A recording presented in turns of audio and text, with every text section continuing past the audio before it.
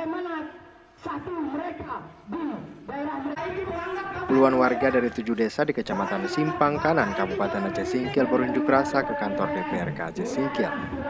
Mereka menuntut pabrik kelapa sawit PT Ensem Lestari ditutup. Masa menilai selama operasional pabrik tersebut telah mencemari sungai di pemukiman warga.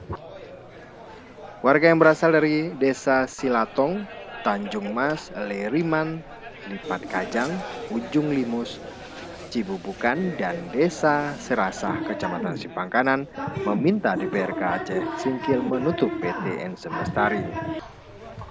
Selain mencemari sungai, pabrik tersebut juga menyebabkan polusi udara. Ketinggian cerobong asap yang lebih rendah dari pemukiman warga menyebabkan asap yang dikeluarkan langsung mengarah ke rumah warga. Warga juga menilai pihak perusahaan sewena-wena dalam menetapkan harga buah kelapa sawit milik petani lokal. Harga milik petani lokal dihargai murah, sedangkan sawit dari luar daerah dihargai lebih mahal.